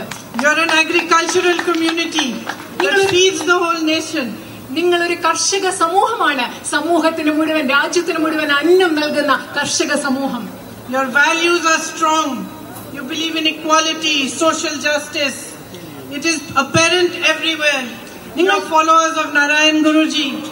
നിങ്ങളുടെ മൂല്യങ്ങൾ വളരെ ശക്തമാണ്. നിങ്ങൾ തുല്യതയിൽ വിശ്വസിക്കുന്നു, സാമൂഹിക നീതിയിൽ വിശ്വസിക്കുന്നു. കേരളത്തിലെ ജനങ്ങൾ ശ്രീനാരായണ ഗുരുവിന്റെ പിൻഗാമികളാണ്. അദ്ദേഹത്തിന്റെ ആശയങ്ങൾ ഉൾക്കൊള്ളുന്നവരാണ്. And you honor the teachings of all the religions of people who live here. അത് മാത്രമല്ല, ഈ നാട്ടിൽ ജീവിച്ചിരുന്ന മഹാന്മാരായ വ്യക്തികളുടെ എല്ലാ മതങ്ങളിലുമുള്ളവരുടെ അവർ പഠിപ്പിച്ചത് എന്താണോ, ആശയങ്ങൾ എന്താണോ, അതിനെ നിങ്ങൾ ഓരോരുത്തരും ആദരിക്കുന്നു. How can I not be the proudest person in India today to have this opportunity to represent you? ഇന്ന് ഞാൻ എങ്ങനെയാണ് ഇന്ത്യയിലെ ഏറ്റവും അഭിമാനമുള്ള വ്യക്തിയായി മാറുന്നത്? വയനാടിനെ പ്രതിനിധീകരിക്കുക, വയനാട്ടിലെ ജനപ്രതിനിധിയാകുന്ന എന്നതിലൂടെ ഇന്ത്യയിലെ ഏറ്റവും അഭിമാനമുള്ള വ്യക്തിയായി എനിക്ക് മാറാതിരിക്കാൻ കഴിയുന്നത് എങ്ങനെയാണെന്ന്. If you elect me, it will be the greatest honor for me. നിങ്ങൾ എന്നെ നിങ്ങളുടെ ജനപ്രതിനിധിയായി തെരഞ്ഞെടുക്കുകയാണെങ്കിൽ എനിക്ക് കിട്ടുന്ന ഏറ്റവും വലിയ ആദരമായി ഞാൻ ഇതിനെ കണക്കാക്കും. times we are living in, when there is a BJP government at the center. നിങ്ങൾക്കറിയാം, കേന്ദ്രത്തിൽ ഒരു BJP ഗവൺമെന്റ് അധികാരത്തിലിരിക്കുന്ന ഒരു കാലഘട്ടം, നമ്മൾ ജീവിക്കുന്ന കാലഘട്ടം എങ്ങനെയാണെന്ന് നിങ്ങൾക്കറിയാം. Where fear and mistrust and anger is spread amongst different communities. നമ്മുടെ രാജ്യത്തെ വിവിധ സമുദായങ്ങൾക്കിടയിൽ ഭയം, അതുപോലെ തന്നെ ദുരിതം, ദേഷ്യം ഇതെല്ലാം പടർന്നു പിടിച്ചുകൊണ്ടിരിക്കുന്ന ഒരു കാലഘട്ടത്തിലാണ് നമ്മൾ ഇന്ന് ജീവിക്കുന്നത്. You have seen the attacks that take place on minorities. You have seen what's happened in Manipur. You have seen again and again the spread of anger, the spread of hatred by this government, concerted in a planned fashion. നിങ്ങൾ കാണുന്നുണ്ട് ഈ രാജ്യത്തെ ന്യൂനപക്ഷങ്ങൾക്കെതിരെ എന്തുമാത്രം അക്രമമാണ് നടന്നുകൊണ്ടിരിക്കുന്നത്. നിങ്ങൾക്കറിയാം എന്തുമാത്രമാണ് മണിപ്പൂരിൽ നടന്നുകൊണ്ടിരിക്കുന്നത്. എന്താണെന്നറിയാം, രാജ്യത്ത് മുഴുവൻ വെറുപ്പും വിദ്വേഷവും ഭയവും എങ്ങനെയാണ് ആസൂത്രിതമായി ഈ ഗവൺമെന്റ് നടപ്പിലാക്കിക്കൊണ്ടിരിക്കുന്നത്, പടർത്തിക്കൊണ്ടിരിക്കുന്നതെന്ന് നിങ്ങൾക്ക് കൃത്യമായി അറിയാം. The values of our constitution are constantly being subverted. നമ്മുടെ രാജ്യത്തെ ഭരണഘടനയുടെ മൂല്യങ്ങളെ നിരന്തരം അട്ടിമറിച്ചുകൊണ്ടിരിക്കുന്ന ഒരു കാലഘട്ടത്തിലാണ് നമ്മൾ ഇന്ന് ജീവിക്കുന്നത്. And policy after policy is made to favor the Prime Minister's friends rather than for the good of the public. പ്രധാനമന്ത്രിയുടെ സുഹൃത്തുക്കളെ സഹായിക്കുന്നതിന് വേണ്ടിയാണ് ഒന്നൊന്നായി ഈ രാജ്യത്തെ നയങ്ങൾ രൂപീകരിച്ചുകൊണ്ടിരിക്കുന്നത്. അത് ഈ രാജ്യത്തെ സാധാരണക്കാർക്ക് വേണ്ടിയുള്ള നയങ്ങളല്ല. There is no compassion for our farmers who toil in the heat and the dust day in and day out. There is no compassion for them. രാത്രിയും പകലിലും ഈ ചൂടിലും മണ്ണിലും പൊടിയിലും എല്ലാം കഷ്ടപ്പെടുന്ന നമ്മുടെ കർഷകരായ സഹോദരരോട് യാതൊരു അനുകമ്പയും അനുതാപവും ഈ ഗവൺമെന്റിനില്ല. There is no understanding of the traditions and no respect for the tribal peoples. Their lands are taken away and given away to big businessmen. നമ്മുടെ നാട്ടിലെ ആദിവാസികളുടെ പാരമ്പര്യത്തോട് ബഹുമാനമില്ല. അവരുടെ പാരമ്പര്യം എന്താണെന്ന് മനസ്സിലാക്കുന്നില്ല. അവരുടെ ഭൂമി എടുത്ത് ഈ രാജ്യത്തെ വൻകിട സമ്പന്നരായ വ്യവസായികൾക്ക് നൽകുകയാണ് ഈ ഗവൺമെന്റ് ചെയ്യുന്നത്. Here in Wayanad you have a strong agricultural community. You grow coffee, rice, pepper, ginger, areca. നിങ്ങൾ ഇവിടെ വയനാട്ടിൽ വളരെ ശക്തമായ ഒരു കർഷക സമൂഹമുണ്ട്. നിങ്ങൾ കാപ്പി കൃഷി നടത്തുന്നു, നിങ്ങൾ ഇഞ്ചി കൃഷി നടത്തുന്നു, നിങ്ങൾ അതുപോലെ തന്നെ നിങ്ങൾ അടയ്ക്ക കൃഷി നടത്തുന്നു, നിങ്ങൾ നെൽകൃഷി നടത്തുന്നു. ഇതൊക്കെ ഇവിടെ നടക്കുന്നുണ്ട്. ഇഞ്ചി കൃഷി നടത്തുന്നുണ്ട്. Again and again the promises to give you MSP for your crops ring hollow. അത് മാത്രമല്ല, നിങ്ങൾക്ക് വീണ്ടും വീണ്ടും നിങ്ങളുടെ കാർഷിക വിലകൾക്ക് മിനിമം താങ്ങുവില നൽകാം എന്ന് പറയുന്ന വാഗ്ദാനം പൊള്ളയായ വാഗ്ദാനമാണ് വീണ്ടും വീണ്ടും നിങ്ങൾക്ക് നൽകിക്കൊണ്ടിരിക്കുന്നത്. Your tourism industry is strong, but so much more can be done to strengthen it further. നിങ്ങളുടെ വിനോദസഞ്ചാര വ്യവസായം എന്ന് പറയുന്നത് വളരെ ശക്തമാണ്. പക്ഷേ അതിനെ കൂടുതൽ ശക്തിപ്പെടുത്തുന്നതിന് ധാരാളം കാര്യങ്ങൾ ഇനിയും ചെയ്യേണ്ടതുണ്ട്. I see so many small shops, small businesses. All of you have suffered because of the government's policies. While you have to answer to them for GST and all sorts of taxes, and prices are rising, and my sisters find it difficult to move forward. Big businessmen flourish and they get all the benefits from the central government. നിങ്ങൾ ഇവിടെ ഇപ്പൊ ഞാൻ കാണുന്നുണ്ട്, സാധാരണ കൊച്ചു കൊച്ചു കടകളുണ്ട്, ചെറിയ ചെറിയ കച്ചവടക്കാരുണ്ട്. ചരക്ക് സേവന നികുതി പോലെയുള്ള നയങ്ങൾ കൊണ്ട് നിങ്ങൾക്ക് ധാരാളം ബുദ്ധിമുട്ടുണ്ട്. ഇവിടെയുള്ള എന്റെ സഹോദരിമാർ ജീവിതം മുൻപോട്ട് കൊണ്ടുപോകാൻ ബുദ്ധിമുട്ടുകയാണ്. അതേസമയം ഗവൺമെന്റിന്റെ നയങ്ങൾ എപ്പോഴും സഹായിക്കുന്നത് വലിയ ബിസിനസ്സുകാരെയും അവർ വളർന്നുകൊണ്ടിരിക്കുന്ന ഒരു സാഹചര്യത്തിലാണ് നമ്മൾ ഇന്ന് ജീവിക്കുന്നത്. Unemployment is at an all-time high in the country. നമ്മുടെ രാജ്യത്ത് തൊഴിലില്ലായ്മ ഏറ്റവും കൂടുതൽ വലിയ നിരക്കിലാണ് ഇന്നുള്ളത്. Parents work hard to educate their children, but they see no future for them. നമ്മുടെ മാതാപിതാക്കൾ സ്വന്തം കുഞ്ഞുങ്ങളെ പഠിപ്പിക്കാൻ വേണ്ടി വളരെയധികം കഷ്ടപ്പെടുകയാണ്. പക്ഷെ തങ്ങളുടെ കുഞ്ഞുങ്ങൾക്ക് ഒരു ഭാവി കാണാൻ അവർക്ക് സാധിക്കുന്നില്ല. You have a hub of sports here, and I know you love soccer, but your facilities are not good enough. They need to be improved. New opportunities need to be created for all these young boys who train so hard and work so hard to play for their state, to play for their country. എനിക്കറിയാം, വയനാട്ടിലുള്ള നിങ്ങൾക്ക് sports കായിക വിനോദങ്ങൾ വളരെ ഇഷ്ടമാണ്, football വളരെ ഇഷ്ടമാണ്. പക്ഷെ ഇവിടെ കൂടുതൽ സൗകര്യങ്ങൾ ഉണ്ടാകേണ്ട ആവശ്യമുണ്ട്. നമ്മുടെ രാജ്യത്തിന് വേണ്ടി, സംസ്ഥാനത്തിന് വേണ്ടി ഒക്കെ കളിക്കാൻ തയ്യാറായി നിൽക്കുന്ന ചെറുപ്പക്കാർക്ക് വേണ്ടി കൂടുതൽ സംവിധാനങ്ങൾ ആ മേഖലയിൽ ഉണ്ടാകേണ്ട ആവശ്യമുണ്ട്. And over the years, because of the change in the kind of crops you are growing, you have developed a water issue here as well that needs resolution. അത് മാത്രമല്ല, നിങ്ങൾ വർഷങ്ങളായി പലതരത്തിലുള്ള വിളകൾ നിങ്ങൾ കൃഷി ചെയ്യുകയാണ്. അതുകൊണ്ട് നിങ്ങൾക്ക് ജലവുമായിട്ട് ബന്ധപ്പെട്ട്, ജലസേചനവുമായി ബന്ധപ്പെട്ട ഒരു പ്രശ്നമുണ്ട്. അതും പരിഹരിക്കേണ്ടതുണ്ട് എന്ന് എനിക്കറിയാം. The tribal community needs access to healthcare, needs better access to education. You need better houses. അതുമാത്രമല്ല ഇവിടുത്തെ ആദിവാസി സമൂഹത്തിന് കൂടുതൽ ആരോഗ്യ മേഖലയിൽ കൂടുതൽ പ്രവേശിക്കാനുള്ള സംവിധാനങ്ങൾ ഉണ്ടാകണം, കൂടുതൽ മെച്ചപ്പെട്ട വിദ്യാഭ്യാസം ഉണ്ടാകണം, അതുപോലെ കൂടുതൽ മെച്ചപ്പെട്ട സൗകര്യങ്ങൾ ഉണ്ടാവണം. While I was coming here, some girls were standing outside their school. They stopped me and I asked them, what is the biggest thing that you think needs to be done? And they told me again about the medical college. ഞാൻ ഇങ്ങോട്ട് വരുമ്പോൾ വഴിയിൽ കുറച്ച് പെൺകുട്ടികൾ നിൽക്കുന്നുണ്ടായിരുന്നു. ഞാൻ അവരോട് സംസാരിച്ചിട്ട് അവരോട് ചോദിച്ചു, നിങ്ങളുടെ ഏറ്റവും പ്രധാനപ്പെട്ട ആവശ്യം എന്താണ്, ഏറ്റവും അത്യാവശ്യമായി ഇവിടെ ചെയ്യേണ്ട കാര്യം എന്താണെന്ന് ചോദിച്ചപ്പോൾ അവർ പറഞ്ഞ മറുപടി മെഡിക്കൽ കോളേജ് എന്നതാണ്. And how important healthcare services are. എനിക്കറിയാം ആരോഗ്യ പരിരക്ഷാ സംവിധാനങ്ങൾ എത്രമാത്രം പ്രധാനപ്പെട്ടതാണെന്ന് അറിയാം. I know my brother has been fighting for it and he has managed at least with some pressure to get some progress. But I promise you to fight as hard as him, if not harder, so that they should provide you with the facilities. എനിക്കറിയാം, എന്റെ സഹോദരൻ എന്നോട് അതിനെക്കുറിച്ച് പറഞ്ഞിട്ടുണ്ട്. വയനാട്ടുകാർക്ക് ഒരു medical college കിട്ടുന്നതിന് വേണ്ടി എന്റെ സഹോദരൻ ഒരുപാട് കഷ്ടപ്പെട്ടിട്ടുണ്ട്. പക്ഷെ അദ്ദേഹത്തിന് അതിൽ കുറച്ചെങ്കിലും പുരോഗതി ഉണ്ടാക്കാൻ സാധിച്ചു എന്ന് എനിക്ക് കരുതുന്നു. ഞാൻ എന്റെ സഹോദരന് എത്രമാത്രം വയനാട്ടിലെ മെഡിക്കൽ കോളേജിന് വേണ്ടി പ്രവർത്തിച്ചു, അതുപോലെ ശക്തമായി നിങ്ങൾക്ക് മെഡിക്കൽ കോളേജ് ലഭ്യമാക്കാൻ ഞാൻ പ്രവർത്തിക്കുമെന്ന് നിങ്ങൾക്ക് ഉറപ്പ് നൽകുന്നു. Another gentleman stopped me on the road while coming here and he told me, he said, promise me that you are going to fight about the night ban, because I come from that side and I do not get leave of 2 days and I have to leave at 4 o'clock to be able to come through the forest. He said, promise me you will fight for it. And he said, promise that you will fight to find some resolution as much as can be done for the man and animal conflict that we are facing. അത് മാത്രമല്ല, ഞാൻ വഴിയിൽ വരുന്നപ്പോൾ മറ്റൊരാൾ എന്നെ അവിടെ പിടിച്ചു നിർത്തിയിട്ട് പറഞ്ഞു, എനിക്ക് ഉറപ്പ് നൽകൂ, എനിക്ക് വാഗ്ദാനം നൽകൂ, നിങ്ങളാൽ പറ്റുന്നത് ഇവിടുത്തെ രാത്രി യാത്രാ നിരോധനം ഇല്ലാതാക്കാൻ വേണ്ടി നിങ്ങളാൽ പറ്റുന്നത് ചെയ്യാം എന്ന് എനിക്ക് ഉറപ്പ് നൽകുന്നു. കാരണം എനിക്ക് 2 ദിവസത്തെ ലീവ് കിട്ടുന്നില്ല, ഇപ്പോൾ കാട്ടിൽ കൂടെ വന്ന് തിരിച്ചു പോകാനുള്ള ലീവ് എനിക്ക് കിട്ടുന്നില്ല. അതുപോലെ നിങ്ങൾ എനിക്ക് ഉറപ്പ് നൽകുന്നു, ഉറപ്പ് നൽകണം, ഇവിടുത്തെ വന്യജീവി സംഘർഷം ഇല്ലാതാക്കാനും നിങ്ങൾക്ക് പറ്റുന്നത് പോലെ പ്രവർത്തിക്കാമെന്ന് എനിക്ക് ഉറപ്പ് നൽകണമെന്ന് ആ മനുഷ്യൻ എന്നോട് ആവശ്യപ്പെട്ടു. So I'm beginning to get an understanding of what are the real issues here and what are the things that are really close to your heart that you want resolution for.